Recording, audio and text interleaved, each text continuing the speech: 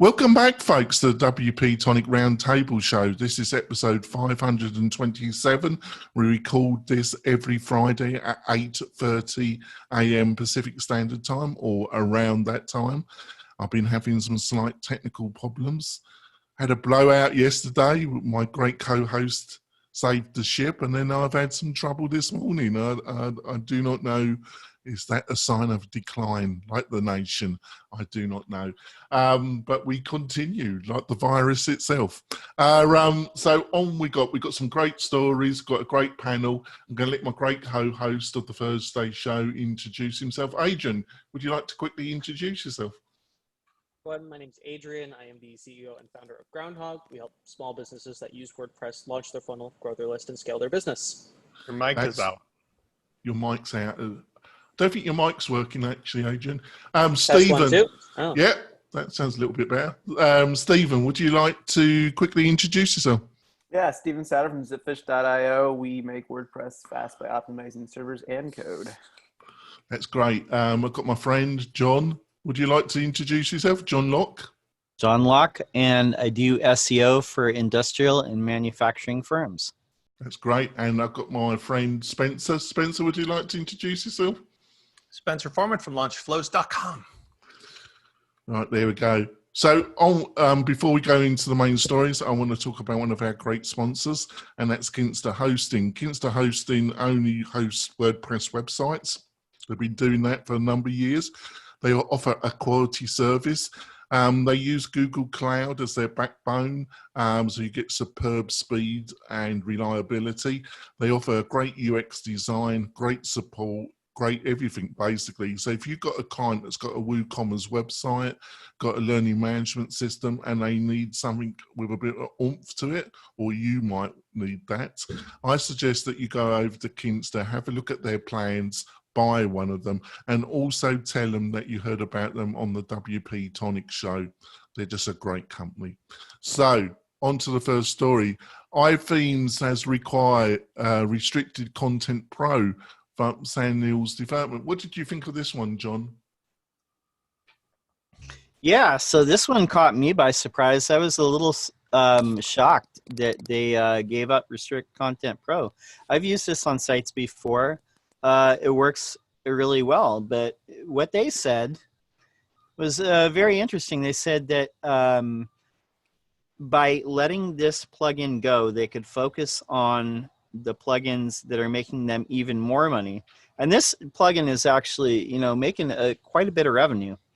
But their main plugins, Easy Digital Downloads and Affiliate WP, they said this actually was like freeing up, or basically like hiring developers to work on those.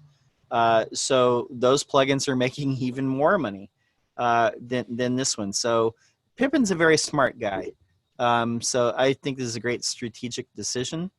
And, iThemes is a good home for it. They have a talented staff. So congratulations to everyone involved. You have to get him back on the main show again, and Adrian can just interview him, and that'd be great. Spencer, I think it's the reasons they give seem to be. I wouldn't say it was the bastard child, but I think they were a bit more focused on the other plugins, weren't they? Pippin has done an interview or two recently where they talked about all the businesses in the lines of products, as well as the brewery and his own burnout and hiring a team. And this is a guess, but based on what he said and based upon the fact that we have interaction with him through WP Fusion and so forth, I would say it's probably a matter of seeing that the opportunities in the other plugins were more aligned with what they're doing, and that this one was already covered by other services, not the least of which Jack's plugin. But the idea of restricting content is in some ways done better by a tag-based system that works with your CRM than it is to have an exclusive plugin. So maybe that was the estimation he made, which was, hey, you can do this other ways. We can align our other stuff. And I know he's always been talking about how quickly things exploded, which gave him a sense of like, wow, got to streamline and simplify and even pull himself out of the business to avoid burnout. It's hard to keep that many irons in the fire if they're not in alignment. especially when they're growing and you got a lot of stuff on your plate, Oh, you can just feel overwhelmed, can't you? It's a nice feeling.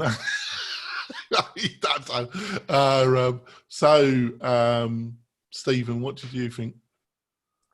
Not to just reiterate what everybody else said, I think one of the most interesting points is that like they're making $500,000 a year in recurring revenue, which I was really impressed by, kind of riffing off of what Spencer was saying, that there's a lot of other plugins that have kind of been solving this problem. They were one of the early guys to market, but that they're continuing to make that recurring revenue over and over again. I think it's pretty impressive. But I get the acquisition. I think it makes sense. I love what Sandhills does. I think they have some pretty cool software out there, and it's usually always rock solid. So it'll be interesting to see where this goes, but iThemes is a good home for it. They do good stuff over there too. So, Adrian, what did you think? And also think it was fascinating with our interview, or before the gods cut me off, Adrian. You know,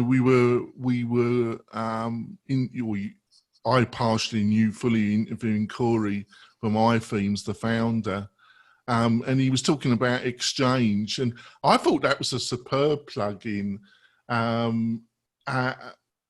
It's just really odd that they just couldn't get any traction with that. But then, you know, like what Stephen says, he's got $500,000 recurring revenue. It's really strange how some things work and some things don't, do they? I think part of the thing, or one of the issues that we went into deep with Corey and iThemes Exchange was that they were going from product out rather than customer out, and solving product problems instead of customers' problems. Or they might have been solving customers' problems, but that wasn't their focus. And the mentality often is what causes products to either succeed or fail. And he decided. Can I just interrupt slightly? I'm not trying to be rude, but I was thinking about it last night. Do you think one of the problems was that they were facing a product that was trying to sell like WooCommerce? It's free. It was never free because you had to buy all these add-ons. You always had. But do you think that might be one of the problems they were having? They were facing WooCommerce, and it's saying all the time free. In exchange, you always had to pay to use. I mean, I can only speak from my own experience, and my own experience, and based on what I talked with Corey, is that they tried to tackle too much. They tried to bite off. Basically just tried to be WooCommerce, but different, right? And okay, that's fair, but how does being different than WooCommerce actually benefit the customer? Right? What actually makes you worthwhile working with versus WooCommerce if you just both do the same thing and WooCommerce is bigger and has more resources and all of these different things, right? That's the value of niching down. And I think Restrict Content Pro, as one of the first early adopters, actually was able to niche down. Their core audience is actually just in the name. It's people who just want to restrict content, right, on their site. Quick, simple, dirty, we'll get it done, right? It's in the name itself. And I think that their audience, then the type of people that use Restrict Content Pro reflect that. I signed up for a membership platform with Corey yesterday, and he uses Restrict Content Pro for his membership. And he has like 4 pages on his website to do what? Well, restrict those 4 pages. So I think the dichotomy there is visible. One product was clearly able to niche down and define the type of people who would be able to actually benefit from their product. If you need to restrict content on your website, this is the product that you're going to need. It's in the name, done.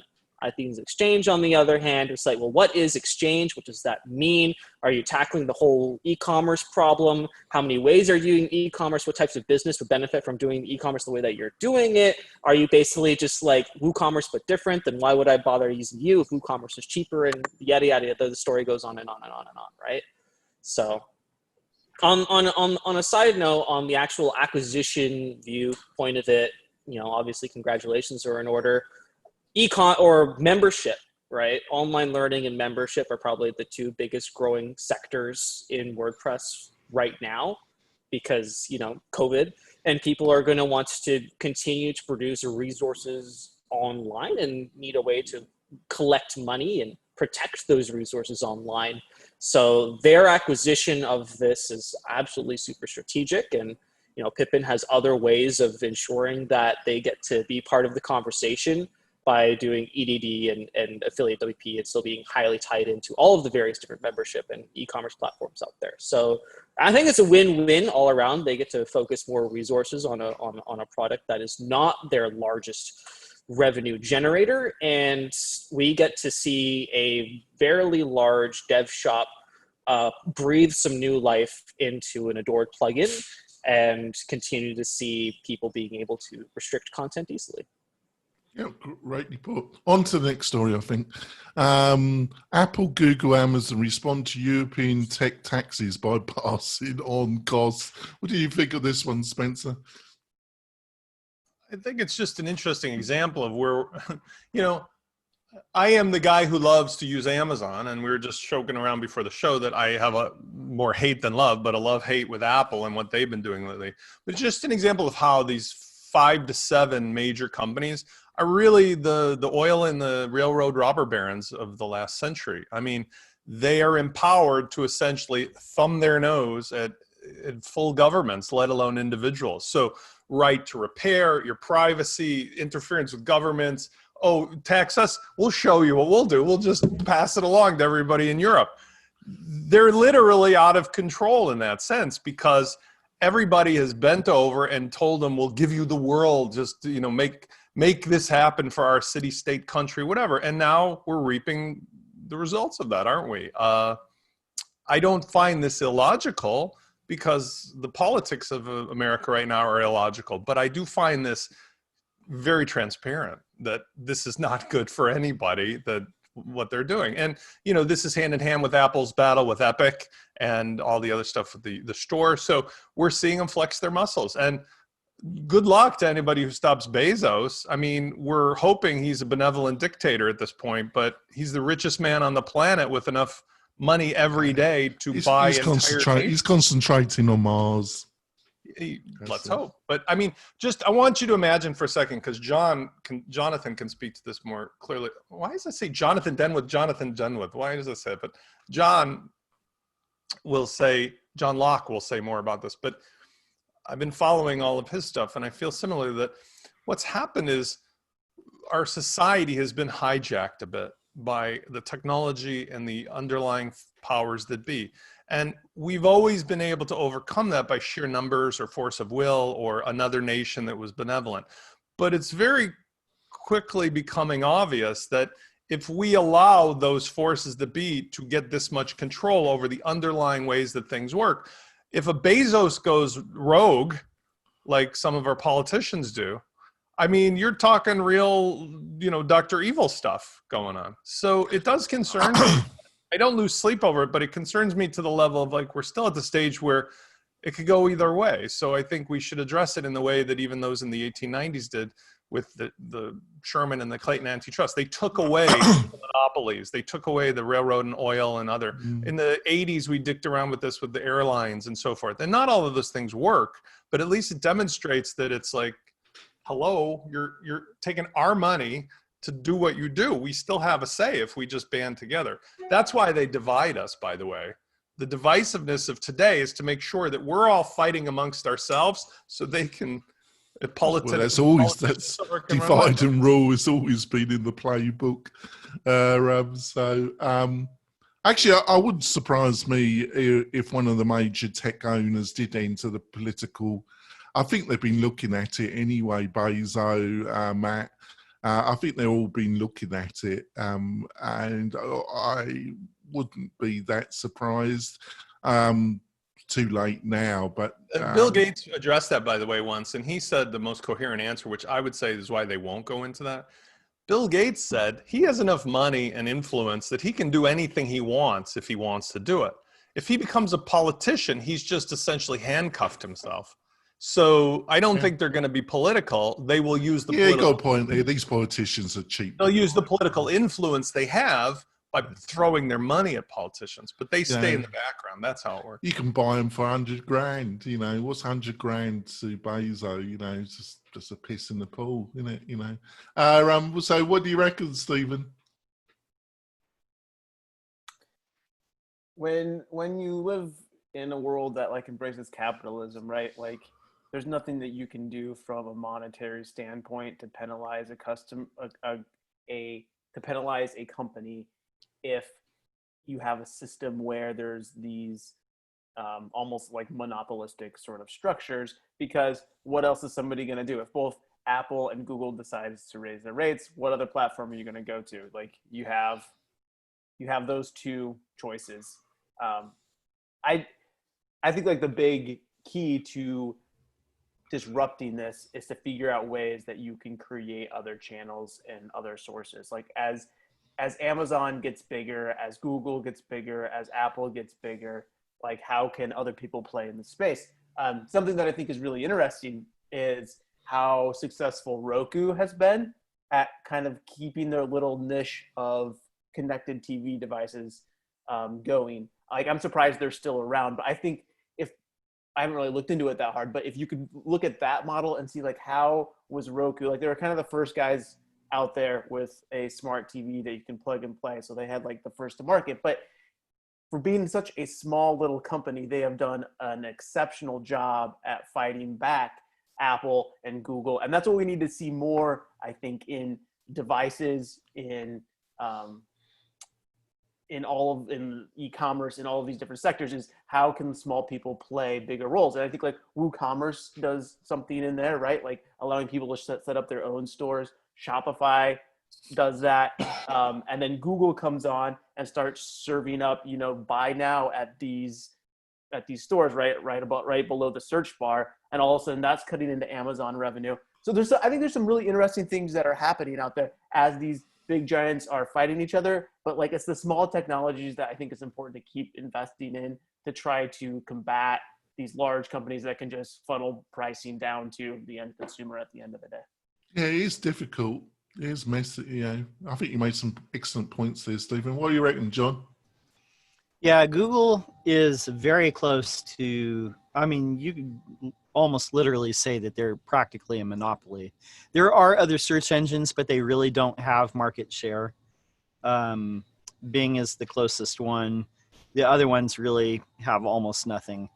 And what I don't understand, John, is that we had this with in Britain, especially in America. You had this with electricity. Electricity for a while was seen as a luxury, and then it was seen for the national good. It was essential to offer electricity to everybody in America. And, it was decided that it was a necessity in the end that you should have electricity. And so then you can't duplicate the electrical system, like have free electrical systems. So basically, you just allowed a monopoly, but a highly regulated one, didn't you? Well, that's the problem. What regulation is there on the tech companies? What regulation really is there? Amazon probably has the most regulation, but most people use Amazon. But there's literally no regulation on Google or Facebook or some of these other social networks. They do whatever the heck they want. Europe has tried to put some regulation on Google. That's, they've had some, but the lawmakers here are basically incentivized by the lobbyists for big tech to make sure that there is no regulation, because a lot of the GDP that is coming out of the United States right now is from Silicon Valley, and it's from the tech sector. So the lawmakers are really going to be reticent to introduce any legislation as far as that. But the one thing, as Stephen and Spencer pointed out, support the smaller businesses and the smaller digital platforms, to where these things are not a complete monopoly. Buy somewhere that's not Amazon. You don't have to, put all your information through Facebook or Google necessarily. So that's great. What you at? What John said, which is not really to say more, but last time or the time before I mentioned that I have a friend, a very nice guy, but who believes that like companies such as Amazon should not be taxed, that it's okay that they have offshore company. His 401k is invested in companies like that. It's just a narrow-minded view. But what I was going to say is that there's no practical way at this point for a small company to overtake a Google and Apple and Amazon. What has to happen is they have to be cut off at the knees, either through regulation or through taxation and regulation. It has to be the strength of will to say, look, if you looked at the Dow Jones or the top 7, whatever, yes, sorry investors, but like these guys now have exceeded the boundaries of normal competition, and therefore we have to level the playing field in some way. And that takes a political will that is not common. I mean, it literally takes a Roosevelt type character to come along and do something like that. I think maybe like in the short term, sorry, in the short term, you need regulation if you want to like overthrow these large companies. But like history has shown that those who are the most powerful eventually become unpowerful due to something. And what that is always a change in technology or a revolution or the sway of public opinion. And I think we're seeing some of that going on right now, but it's going to take a long time. I think there's also like some sleeping giants in the wing that we haven't really like seen what they're capable of. Like let's take Walmart, for example. Like the amount of revenue that they do over Amazon is staggering. And they just haven't moved into the e-commerce space the way that Amazon has, is because the profit margins aren't in e-commerce, right? They can make far larger profit margins by doing their brick and mortar stores still. But they just like started talking about their Plus subscription or whatever. I haven't like looked into that too much yet, but they're starting to move into that. And as soon as they decide to start putting all of their resources into e-commerce, like now all of a sudden you have this huge other giant that can possibly make a huge difference in the space, which then you have a fraction. And whenever there's a fraction, like that gives space for a small guy to kind of work their way up somewhere and start carving out part of the thing. So I think as time goes on, we'll see things like change. And I don't know if regulation is necessarily needed unless we say that we need a change immediately. And if we need a change immediately, then you have to go the regulation route. Well, I will take care of it with a bigger player. If you cracked the egg on the shell of Google, right?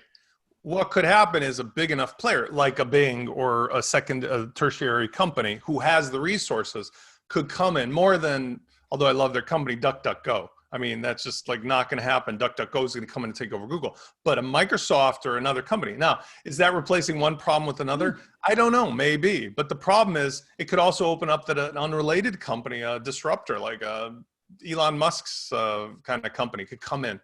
But you need to essentially remove the barriers from monopoly, either financially or otherwise. That's what happened with the railroads. They literally said, no, you cannot have control over all of the railroad lines, even if you built them. And we see this now with the cable companies, the phone companies. In the city of Chicago, those wires have to be made available to everybody. They still screw with the competitors and even the gas lines, but at least it's there. You know? Yeah. What do you reckon, Adrian, just to finish off? I guess they're just thinking, bite me. I don't know. What was that? I guess they're just thinking, bite me. Anyway, I think we should move on. All right. Yeah, that's his statement. Well, we're going to go for a break, and when we come back, we've got a couple more stories. We'll be back in a few moments.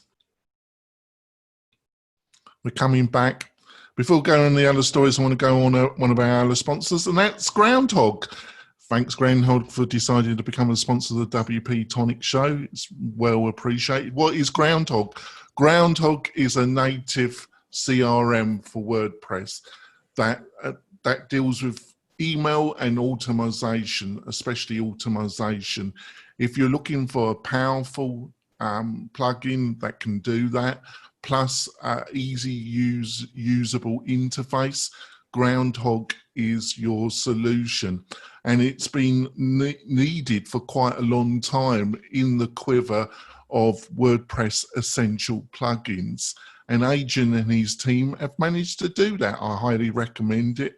Go over to Groundhog, have a look at what they've got to offer. I'm sure you're going to want to buy one of their packages.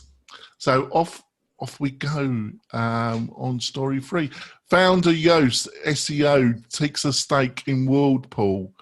What did you reckon of this one, John?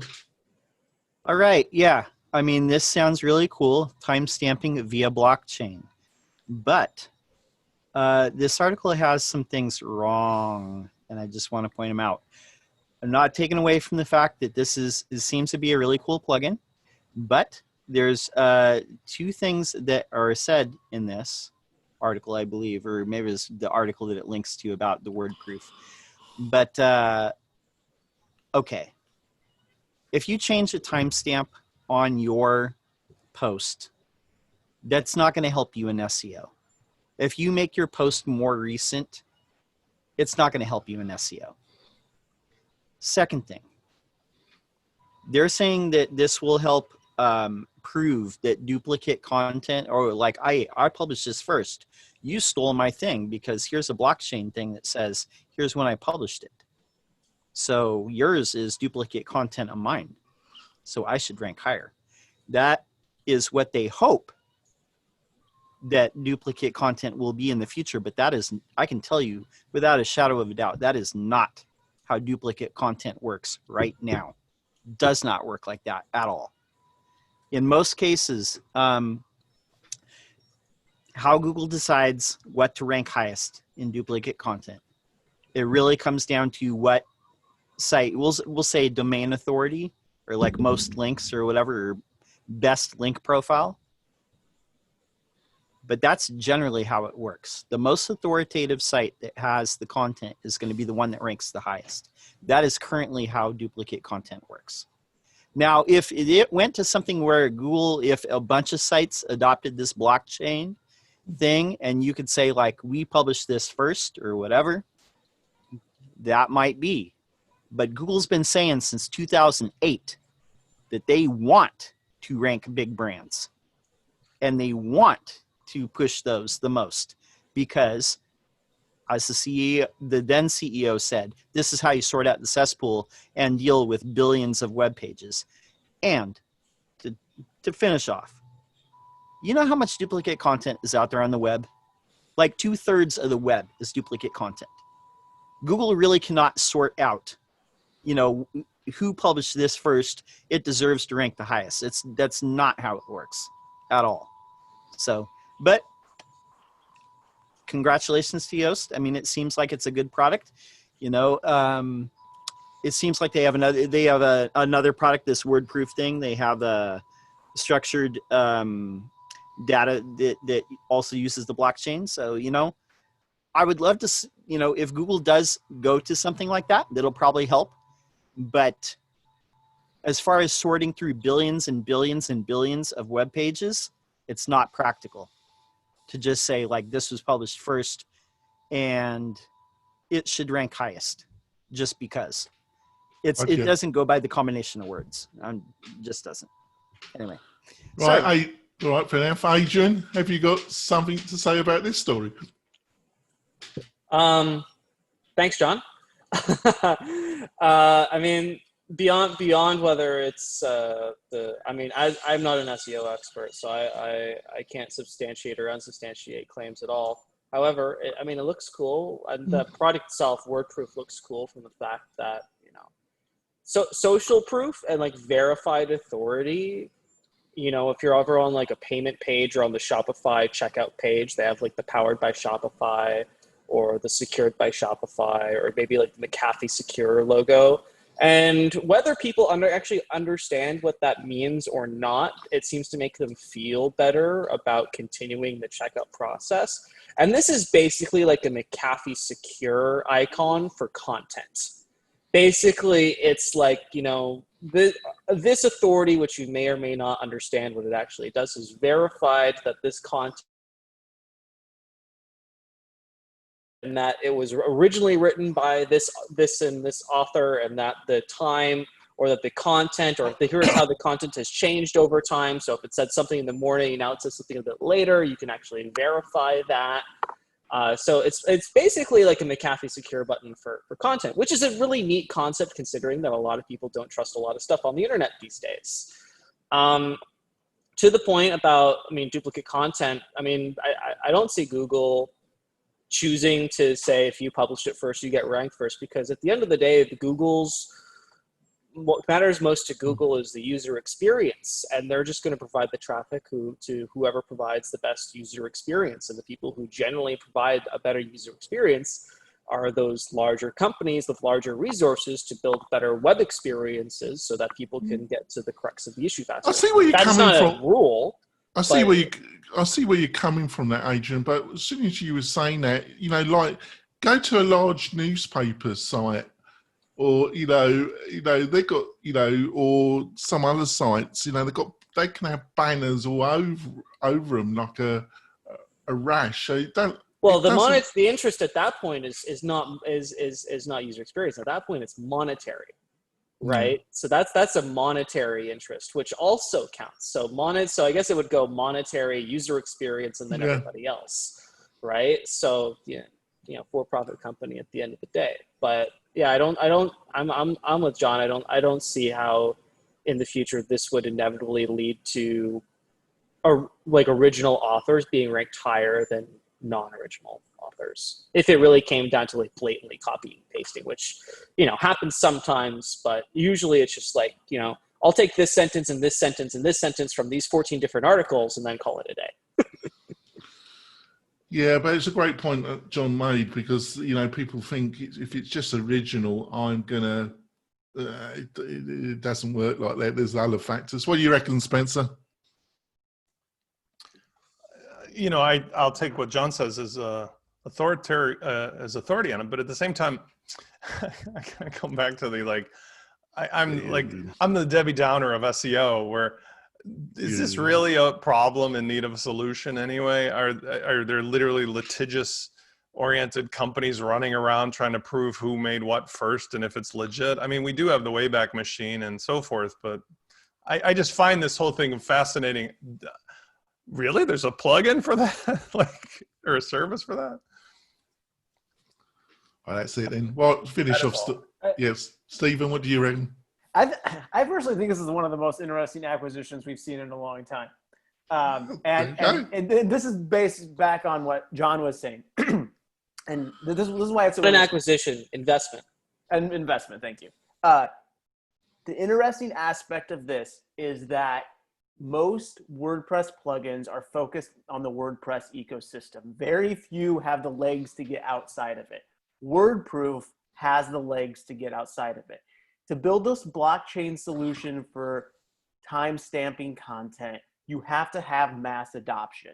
WordProof is never going to get mass adoption by itself because, like Spencer was saying, that's interesting and nice, but do I really care? I don't know. But if Yoast comes behind it, maybe integrates it into their core plugin, right? They have 5 million plus installs. Right now, WordProof has like 200, I'm on their homepage, 250,000 articles and media files that have been timestamped. That's not even close to the number of websites that just have Yoast installed. So if Yoast can power a mass adoption of WordProof, then all of a sudden it starts making sense for WordProof to start rolling things out to other websites and other platforms outside of WordPress, therefore allowing Yoast maybe to travel on those coattails into other places outside of WordPress. So from an acquisition standpoint, I think it's interesting because it does have the legs to do things larger than the WordPress ecosystem. And what WordProof needs is that mass adoption. Yoast has the power to do that. So I think it'll be interesting to see how this all unfolds. That's great. Rightio. I think we'll go on to the next story. Stepping into the market with a major players, Mario Peshev requires WP-CRM system. So what did you think of this one, Adrian? Well, I'm excited. We're currently like in the CRM space, dominated by ActiveCampaign, HubSpot, Infusionsoft, Salesforce, Marketo, GetResponse, ConvertKit. I can go on and on and on. There's so many SaaS platforms out there. Each of them have a very specific target customer. Some of them larger than others, and way down at the bottom of the list, you'll find me and the WordPress people. Just kind of kicking it in the WordPress plugin industry. We do a good job, and there's only a very few of us. So there's myself, Groundhog, marketing automation and CRM. And then there is Jetpack CRM, which used to be called 0BS CRM, which has been around for a little bit longer than I have, but not super huge like myself either. They're around 2,000 people, maybe 3,000 now since the Jetpack acquisition. I'm around 1,500. And then there is now WP-CRM, which has been around for a long time, not adopted. Maybe 500 people last time I checked, but the fact that I exist and the fact that Jetpack CRM exists is basically like a rally call to let developers know that these massive companies, with Salesforce, Infusionsoft, Marketo, ActiveCampaign, so on and so forth, that these massive companies don't necessarily need to be the only ones playing in the space of marketing automation and CRM.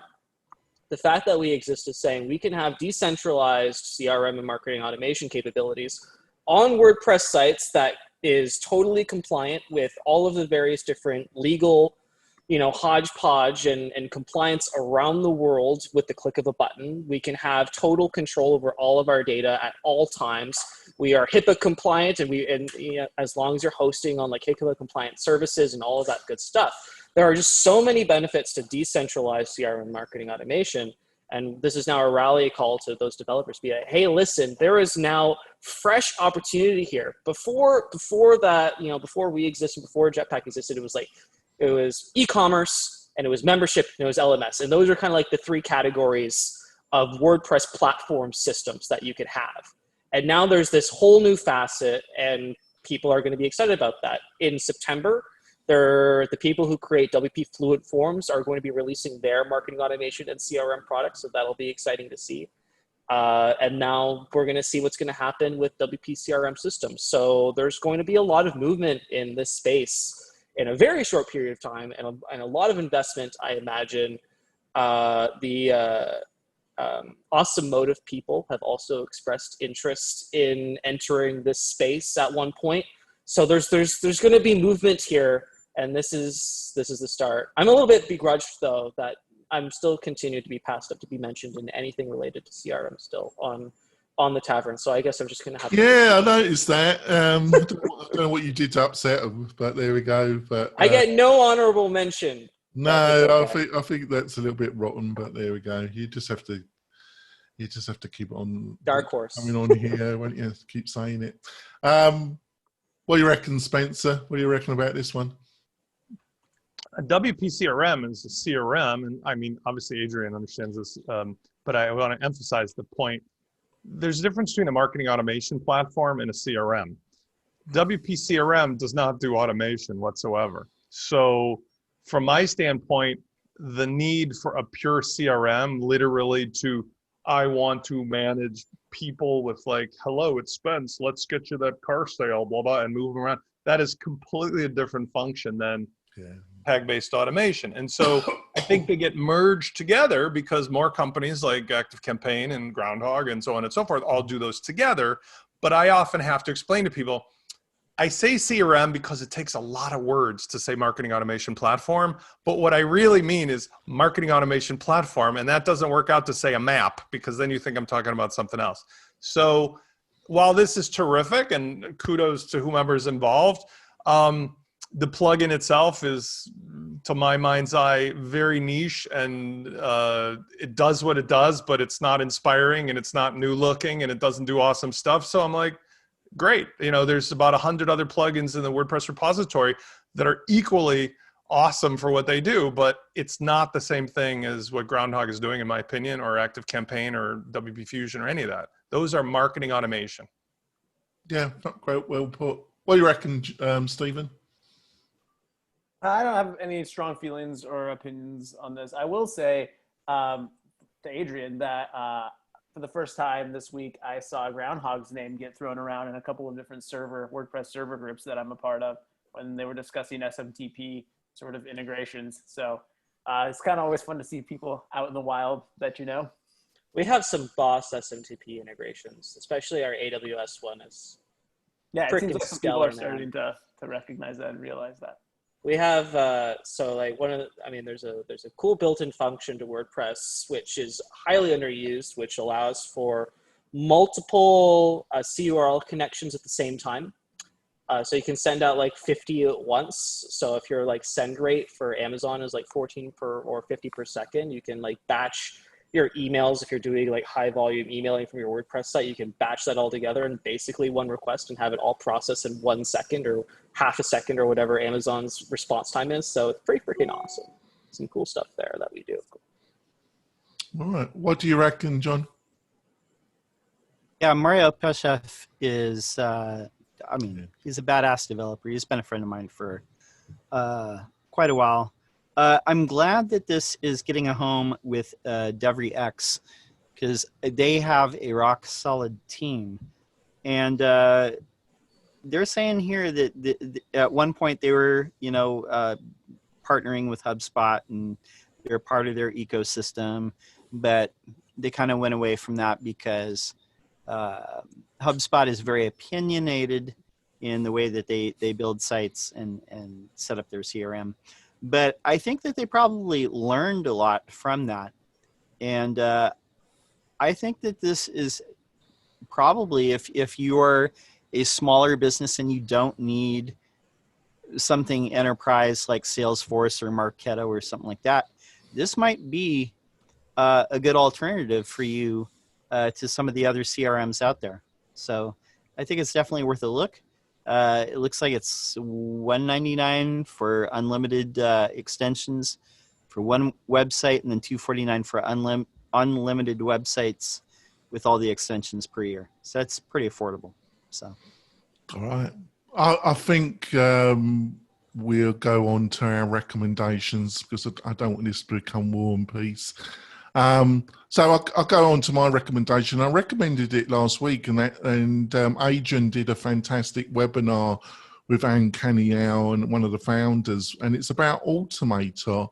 And then suddenly they've come out with a really they've got some fantastic deals that are available. And one of them is a deal, unlimited sites, 3-year support, as many websites as, and it's a lifetime deal, and it's for $599. And I bought that up myself because I thought that was a really good deal. So I'm going to have the link in the show notes, and it's a really amazing product. And I think you should go and have a look at it, and maybe they've got some cheaper options. This was the option that caught my eye, and I snapped it up. So, Spencer, have you got anything you want to recommend to the listeners and viewers? Yeah. So anybody who is needing to document, let me paste it in the chat here.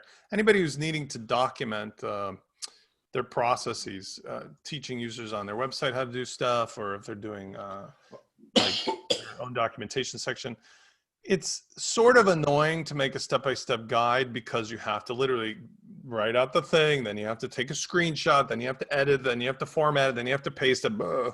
So this company is called cursive.io/scribe, and it allows you to just use the thing you're trying to teach, and you record the whole thing, and it allows you to divide it up into the user guide. So it creates the documentation from you actually going through using the documentation. So for somebody like myself who prefers to make videos, I appreciate it's really hard for people to wade through hours of my videos when they just want to know what to do, you know, one thing or another. So it allows me to kind of do both. Make the video, then slice and dice it into written documentation, which actually could be good for SEO. I'd have to ask John on that, but it's much easier to get your word out when Google searches through your, you know, words. I've heard. Right. Does it do transcribing too then? Like will it transcribe your voice? No, that's a different product. That's otter.ai. Okay. So that's right. otter.ai, I mean, I'll just refer to that since you brought it up. Otter.ai is a must-have. I mentioned it before. It connects, among other things, to your Zoom. So for example, I do my roadmap consultations. It records the audio and video in Zoom, but Otter gets the audio automatically transcribes it, and I can give somebody a searchable transcript automatically. Super amazing. But the company that created that had a beta, which may be now in alpha or maybe in like production, that allowed me to add an hour, 2, 3, 4 of my voice from previous webinars and stuff.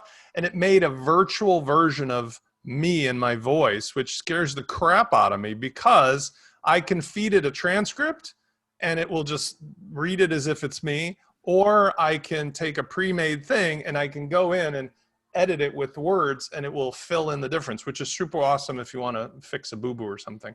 But it's scary because that means, well, maybe it's not scary. I could just retire and you guys would never know. I just stand here just talking. Like Clutch. I'm so tempted to say something, but I'm not going to actually. I'm curious whether you just mute me the whole time anyway. I'm not sure. I'm not going there. I'm so tempted, but I'm not going to, you know. All right, John, have you got something you want to recommend to the listeners? Yeah, I do. I was watching this documentary. You probably know about this. Probably a lot of other people might not know about it. Yeah, are you familiar with the Peasants' Revolt of 1381? They ended feudalism. Do you know about this? We're going back a bit. I know I'm old, but I'm not that bloody. Anyway, well, back in the day, this was like really interesting. So it was a unique set of circumstances. This is when the people of England were still kind of in the feudal system. And they were going to war with all these different like countries or whatever. And then the good old days. They did this tax on the people, and then so they had a shortfall because their census was miscounted or whatever, or people were hiding.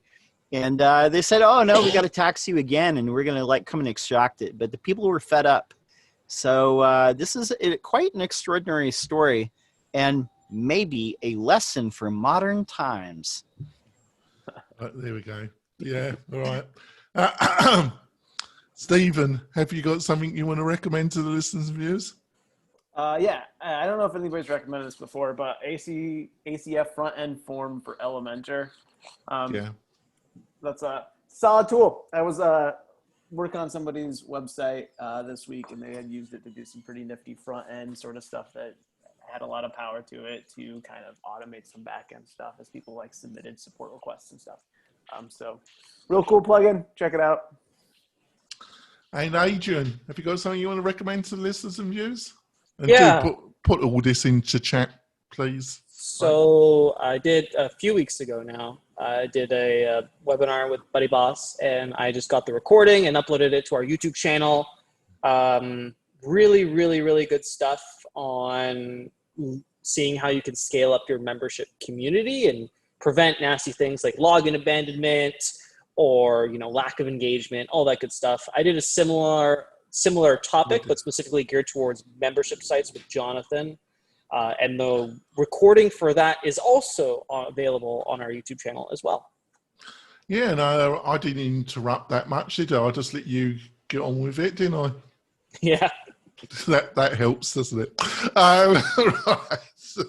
All right, panel. I think we've had a great round table. We kept moving. I didn't waffle too much. So, Adrian, how can people find out more about you and what you're up to?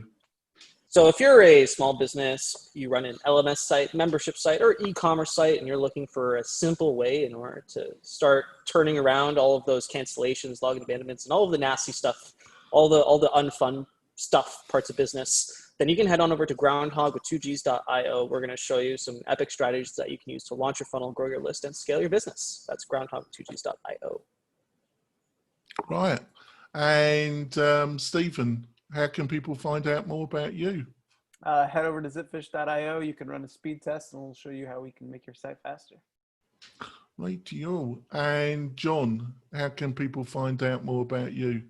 Few places. My website, lockdownseo.com, or go to my YouTube channel, search Lockdown SEO or John Lock SEO. Putting out videos about every other day. So. And Spencer, how can people find out more about you and what you're up to? Over at launchflows.com, or you can have a free call about your marketing automation with WP Fusion over at that website, WPFusion.com. Right to you. And if you really want to support the show, go over to the WP-Tonic YouTube channel and subscribe to the channel. Basically, I'm going to be producing a lot more videos in the coming weeks dealing with a number of different issues and plugins. It's just going to be a feast of content over there. It's already 500 interviews with literally everybody in the WordPress area. Some of the top developers, grandees like Corey. There's a load of content over there. So go over and subscribe and feast out. We'll be back next week with another great roundtable show. We see you soon, folks. Bye. Bye.